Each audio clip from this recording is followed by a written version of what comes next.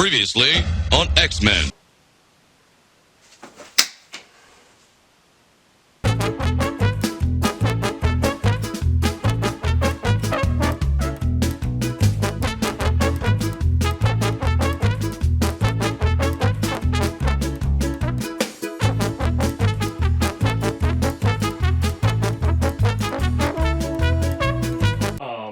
I probably shouldn't talk while I'm walking off all views. Oh well. And I'm gonna check. We're still good. Yeah, these cameras, fucking phones, which aren't even designed for this, are still going. The camera that's built for this. Watch, these are gonna have the better footage anyway. Probably. And I'll have to edit it like a goddamn Zoom call. Like the last one of these we did. Just split with these two in. That'd make it easier to edit. Yeah, but I don't think it'd make it more watchable, would it? Who cares? Nobody's gonna see. Yeah, we're already well past the half-hour mark. Oh God, yeah, that's always risky business. Yeah. But yeah, so the characters interacting, that was cool. Which, speaking of bringing people together, the brick going through the window, that was the whole reason. You see, like, when you see it's unsafe for them to be in their apartment, they're conversing with Matt Murdock, the one from the Netflix series. It was really nice to see him again. When I fucking saw that, I couldn't even pay attention to what they were talking about. Like, I just know the charges against Spider-Man were dropped somehow. Matt Murdock got child endangerment charges from Aunt May dropped. All of Spidey's charges, the charges against his friends for colluding with him, like, all those got dropped somehow because of Matt Murdock. And it's just the way they introduced him was cool. It's zoomed in on his cane and he like drops it into the ground when he's sitting down to talk to them. And then they're talking about, I forget what point in the conversation it was, but a brick just comes through the window and he just catches it. And Spidey's like, "How'd you do that?" And he's like, "I'm a really good lawyer." And it's like, so like, yeah, that's Daredevil. And I mean, he's got the red tinted glasses. That's him. Like, that means the Netflix shows are canon now. Kevin Feige welcomed them in. He hated that shit before. But I guess time must have healed those wounds. Yeah, I mean, if they're going to work with Sony, surely they can work with one of their own internal studios that was doing the Netflix shows. It's crazy. Well, I think it's because there's more like R-rated content in universe now, because they have to accept it because Venom. Yeah, but these are in the same universe, so I think that's what he didn't like, because the MCU is supposed to be loafy and digestible, and these shows were gritty and very dark. Especially his, it's like he's got like the second darkest. Well, even this movie in particular, I felt they were a little more loosey-goosey with cursing. Yeah, they say shit a bunch of times. Yeah. Doctor Strange is telling the Scooby-Doo this shit. I forget what he says in the commercial, but just it's because they edited it. But in the movie, it's funny as hell when he's telling them, he's like, "Scooby-Doo this shit," and then he says "please" because MJ demands it. Like that was funny. It was a lot funnier in the actual movie than the trailers made it look. Because he says "master stuff" or something. Luckily for me, at least, I really avoided the trailers and the TV spots. I'm glad you brought that up. My favorite part, or one of my favorite moments in the movie, was seeing Lizard get his head fucking rocked by... Yes. That was amazing, Spidey, that kicked him, right? Yes. Okay, so there's like a Spanish-speaking trailer where they accidentally forget to take out the Lizard's head fucking doing that. Yeah, they leave like maybe 30 frames too many in. Yep, just enough so you can see Lizard getting rocked by something, because they had removed the other two Spideys from that shot.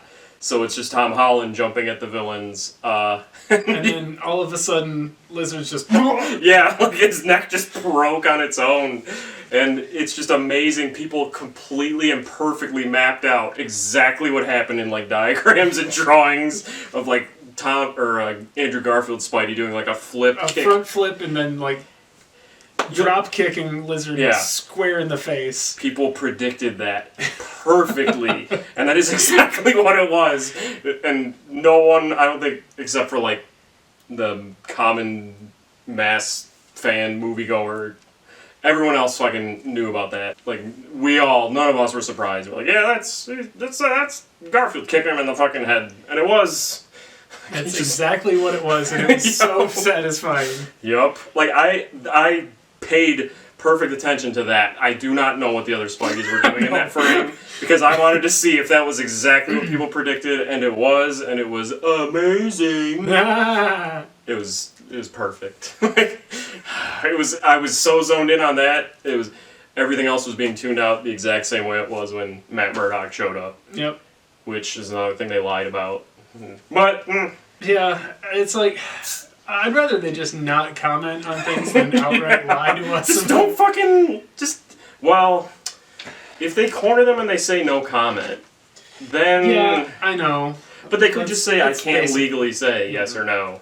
But then that kind of still gives it away. Yeah, it's sort of the Fifth Amendment. It's the catch-22 there. It's like, if they refuse to comment, like, reasonably intelligent people can sort of surmise what the truth is. Yeah, so they have to say no, they're not in it. They have to lie in order to fuck with people. In order to maintain the surprise. And it's like, I get it, but... It was all for nothing because of that trailer that left Lizard in. Which, that itself might have been another marketing stunt. Yeah, Like, they might have done that intentionally to get the hype up. Mm-hmm, because I think that showed in Brazil or something. Something like that. If it's Brazil, it's technically a Portuguese-speaking country, but that's neither here nor there. Moving right along. What else is there to glow about this movie? Tobey Maguire was cool to see, and one thing I really loved, he's kind of an understated Spider-Man, which I like in that sense. Like, he's not the best wisecracker or anything, or he's never really shown much personality. His Spider-Man, to me, he's more of a gateway for like a self-insert for the audience. Like, he's sort of vanilla enough that you can sort of empathize with him because you can sort of see yourself in the role. And I think Sam Raimi wanted understated, quieter Spider-Man. Sure. To make it more dramatic and stuff. And it was just cool. They got that right. He was still funny enough. Like when he's getting stabbed, or when he got stabbed by the Green Goblin. During the fight on the shield, Holland is mad about his Aunt May being killed, and he grabs the glider and is about to just ram it into the Green Goblin. And of course, Tobey Maguire's Spider-Man steps in and catches it, wrestles it away, and then he gets fucking shanked because nobody ever turns around in these movies. Yeah, no. As soon as the hero starts doing something bad, all attention is on them. And you lose track of what the bad guy's doing. And if any Spider-Man would be prepared, and also Spider-Sense, I didn't think about that. If anyone would know it's not wise to have your back to Goblin, he would, and you just hear meat shanking, and it's just funny because like they're all hugging and stuff. At the end, they're like, Andrew Garfield's Spidey is like holding him up, and Tom Holland hugs them, and he's like, "You're in a lot of pain, aren't you?" And he's just like, "Yes." And then when he's on the ground, you think he's gonna die, possibly. Maybe, who knows? Maybe Disney would do something like that, and instead you just get like, "Oh, I've been stabbed lots of times. I'm fine. This just hurts. I'm fine." But like one thing I really liked seeing was Spidey seeing his villains again. Like that Spidey seeing them, because Doc Ock, they get to talk more with Doc Ock in control. Holland Junior Iron Man makes a chip to replace the burnt out one. Let's put a pin in Junior Iron Man because there's... Yeah, that's actually we'll come back to that. But they use Stark Tech to make a better AI suppressing chip for his tentacles, which Stark Tech was being used to control them at one point. That was a fun scene. Yeah, like during the fight between Holland Spider-Man and Doc Ock, he rips a chunk of the Iron Man Jr. suit off and absorbs the nanoprobes. And that allows him to pair it like a Bluetooth device.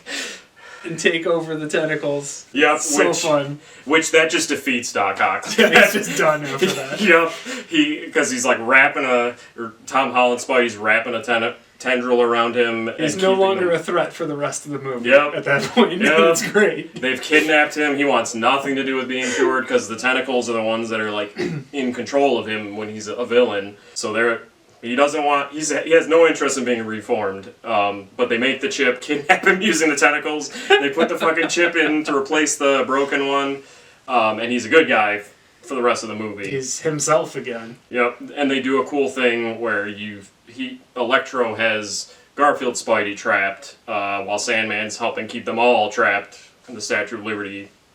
And Doc Ock comes up, grabs like both Spider-Mans. I think Tom Holland Spider-Man was there too. Electro had them both pinned with electricity, and he grabs them, shoves them into a wall.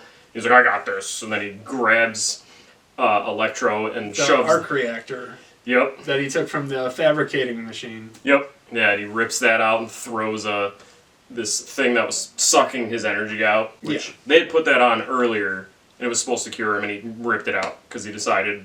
He wants to be a bad man again. Yep. So Doc Ock finished the process of drawing his power out of him, but the cool thing was seeing that Ock talk to Tobey Maguire Spidey again, because he's like, oh, look at you, you've grown up, you've made it, like, you're older now. And it's like, as people who recognize that Spider-Man 2... You keep talking. No, we gotta wait for the other camera. Well, your camera's on. It's filming you. We gotta check. I know, this is so well done. This isn't fly-by-night at all. No, I forgot what I was saying. We were talking about Ock. Spider-Man 2. As people recognize Spider-Man 2 as one of the best, if not the best, live-action Spider-Man movie. Yeah. It was nice to get, like, an epilogue to that relationship between Octavius and Peter Parker.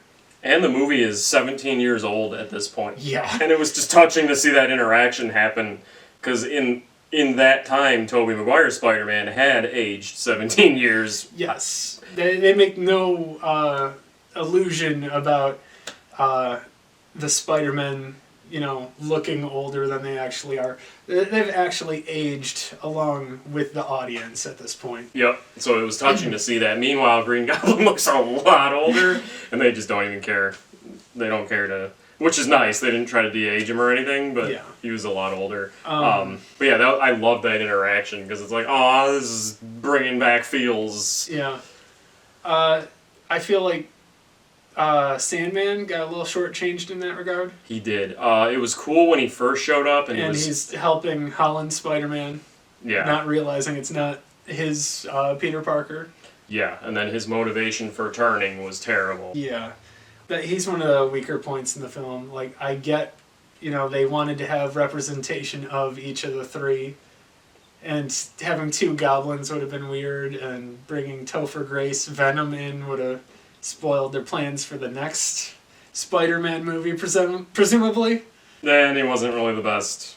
So, yeah, there's that. So I understand why they would pick Sandman, but I feel like they didn't quite write him justifiably. Yeah, I mean, it's cool to see him jump in and help defend Spider-Man, because he forms a wall when Electro first shows up and is trying to zap him, and he's like, Peter, I'll help you, and I forget how it comes up, but he's like, I'm Peter, but I'm not your Peter, and Sandman's just like, what? Like, he's just a wall with a face, and he just says, what? Like, so confused about what he's talking about, because they don't know why they're there. But then later, when he traps Electro using that web thing, immediately Sandman's like, alright, I don't like you, I don't trust you. What did you do? Did you kill him? Mm-hmm. And then when he gets transported to the Sanctum Sanctorum himself, he still doesn't quite, hey, I guess this wasn't as bad as I thought, or anything. Yeah, no, He's just an asshole for the rest of the film, and it's like... Yeah, they tried to say it's because he needed to get home to his daughter, which then Electro wanted to stay to keep sucking that universe's electricity, because it was somehow different. So those two were kind of in contention, but not really, but they were. They still kind of worked together, but didn't. I don't know. The six never really congealed into a group, which they weren't really meant to. I mean, Doc Ock got kidnapped while he was still evil, so he couldn't really help them when they were fucking the apartment building up. Yeah. Something else I completely forgot. Lizard was still evil. He wanted to make people into lizards still, and they made fun of him for it. Yeah. The memeing on Electro was funny, because everybody... Multiple times it's brought up how he fell into a vat of eels, and that's how he got his powers.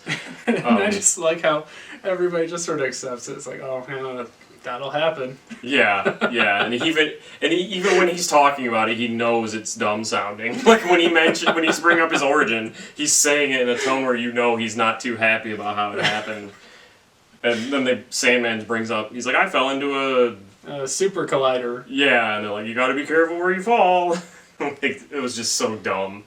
Well, it's like, when Doc Ock reveals his true name, they laugh at it. It's like they had fun with some of the sillier aspects of Spider-Man lore. Yeah, and they definitely did. Like, that's refreshing, is that, you know, a lot of times you'll see these movies take everything completely seriously or change it around so that you can take it seriously. Yeah. And this one, it's a superhero movie with its hair down. Like, yep.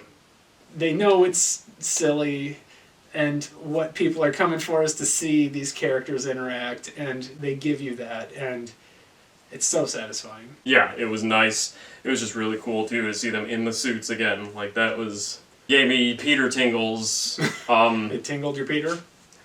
Which they, at one point when they're talking about how they shot Webb, Tom Holland Spidey asks, like, does it come out of other places? And he's just like, I don't want to talk about how it comes out. Like, that's one of the fun interactions, is when they're, like, comparing their scars, basically. Yep. They're talking about Tobey Maguire's organic webbing, and then they're going on about how they've fought aliens before, and Amazing Spider-Man feels left out, and they're like, oh, it's okay, you're amazing. Yep. And they keep saying it. Tobey Maguire's Spider-Man says it several times, and the joke is he's trying to get him to repeat it about himself, but really they're just trolling like us. And he finally gets him to say it. And what I loved is that Andrew Garfield's Spider-Man was like, I think partly because Gwen died, and Harry turned out to be fucking crazy and gross goblin looking. Yeah. He was kind of alone and lonely, and meeting them, like, was he the one that always wanted brothers? Yes. Yeah, and like he was just, he seemed like he was just very happy and at home with two other Spider-Men.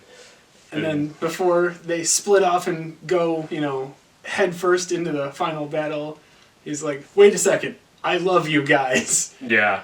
And they're just like, cool, dude. Yeah, they didn't really want to get that far. I mean, they had just met. Even though they're kind of the same person, they had just met. I don't know. This is going to be like the fourth or fifth time I've said it. I really appreciated what they did with Andrew Garfield. Yeah, I think they felt like they owed him. And they did. And it was just so cathartic to see that at least somebody who helped write this movie understood that. Yeah. And they definitely gave us what we really deserved out of the character.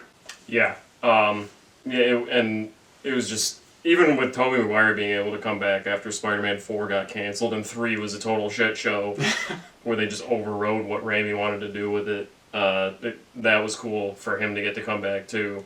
Just don the suit under a well-produced movie. Like, that was just... It was just seeing Goblin come back and being Goblin again. Like, he's still evil as fuck. He kills Aunt May. Which, like, that reminds me. I had always thought there was an Uncle Ben in the Holland movies. They never addressed it. No, but there's a scene where when Tony's trying to recruit him, he says, if you can do the things you do to stop the bad things from happening, and you don't, you're responsible. And he seems really sad when he's saying it. So it's kind of like that's like the most we got at an allusion to Uncle Ben. Yeah, like you get the idea he let someone die, but the great power line ends up coming from Aunt May when she's trying to convince Tom Holland Spider-Man to save these people, because Tom Holland's like, fuck, send them back. They're not my responsibility. And she's like, well, you help people. These are people. And they're going back to their moment of death. You can do something. And that's when she gives him the great power speech.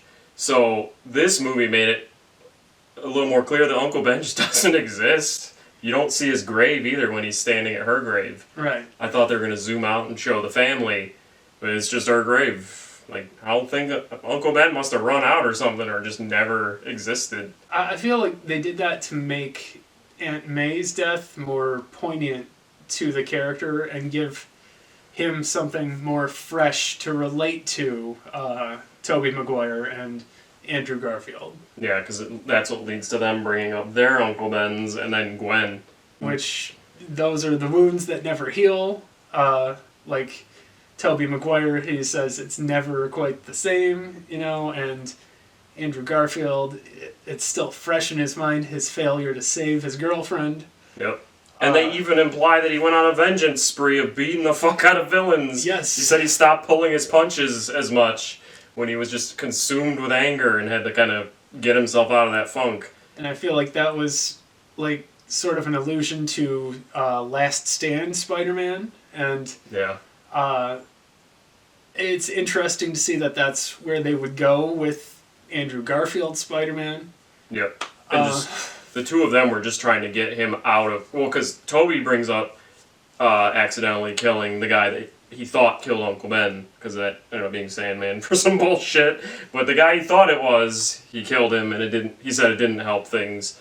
And this led to a cool moment with Green Goblin when they're stopping him from killing Goblin. It was a joint effort, because Tobey stops the physical act of killing him, and then Andrew Garfield just, in a flash, throws the cure at Tom Holland while he's still kind of seething. He fucking stabs Goblin in the neck with it, because he's like, fine. Like, you don't really... Like, you could tell he wanted to still hit him, but as soon as he caught that, he's like, fine, I'll just stab him and cure him. Which brings me to another point. The timelines are all fucked. All these heroes got reformed and cured and sent back to their moments of death, so what happened to them? But before we get too deep into that, speaking I gotta of... reset. Okay. Keep going. No. You got it, Cameron? I gotta double check. Oh, God. Still They're still good. going. Oh my God, we're almost an hour into this. Yeah, 56 minutes, and those cameras are going. Yep. What point were you doing? Okay, when Andrew Garfield chucks the cure to Tom Holland, it was a little cornball, but after, the tension's broken, they already saved the day. There's a quick little exchange between the two, and I feel like it was them trying to, on good terms, pass the torch. I think Andrew Garfield says, nice catch, and Tom Holland said, that was a nice throw. Oh, So I it was didn't like- catch that. It was such a weird little thing. It was real quick, but I appreciated it. It made it feel more like acceptance and like a bond between Spider-Man actors. Yeah. And it's a little thing, but I liked it. Yeah. Yeah, it was cool. I mean, kind of corny, too. It was corny, but sometimes corny's okay, especially when we're doing a big crossover movie like this, Yeah. Well, yeah, I guess that was kind of the only passing of the torch. I mean, he's already been doing, this is his third movie, and he's about to do a fourth one. Yeah, but I feel like it helped show that there's, no hard feelings. Yeah. Because we all know, we've said it a few times in this video even, Andrew Garfield got the short end of the stick as Spider-Man, and, it's so easy to believe that there would be hard feelings between Andrew Garfield and Tom Holland over it. He said he watched the movies, he loved them. Yeah. Because he's a fan of Spider-Man, so he's still watched all of it.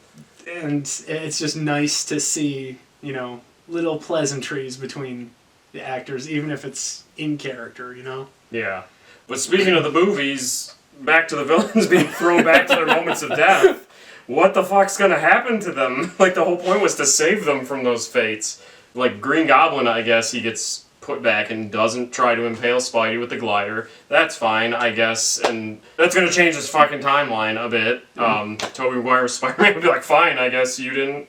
Alright, you're not dead. You go to jail or something? Yeah. But then Doc Ock, how would that affect him? Because he was a few years later. As he kept telling Osborn, he's like, you're dead. You died a few years ago. He was already a good man when he died, so...